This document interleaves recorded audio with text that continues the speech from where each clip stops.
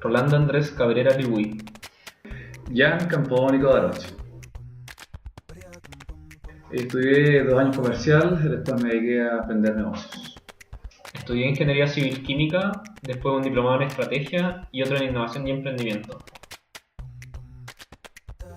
Trabajo como ingeniero en una empresa del rubro forestal, específicamente como jefe de aprendizaje. Actualmente estoy terminando de abrir un local comercial, orientado al área gastronómica.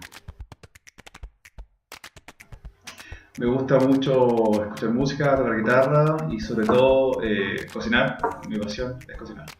Me gusta mucho tocar guitarra, hacer música y salir de excursión con mi hijo. Me gustaría juntar dinero, capitalizarlo y después poder administrar algún restaurante o algún carrito. Me veo con mi restaurante completamente establecido y ojalá tener una pequeña cadenita de carritos de comida. Nosotros somos compañeros de curso, amigos de toda la vida, amigos de la música, amigos de la gastronomía, el cual nos llevó a forjar una gran amistad. Pero nuestra amistad no es lo que nos une hoy, sino que nuestra pasión por la gastronomía y el emprendimiento, la cual le mostraremos a través del siguiente video. Ojalá que les guste.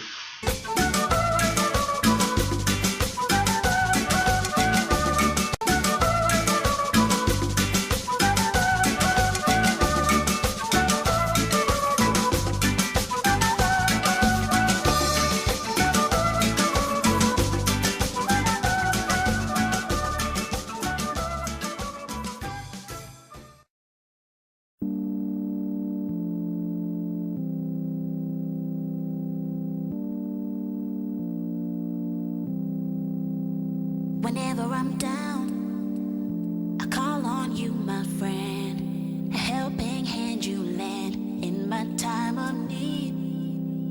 Whenever I'm down.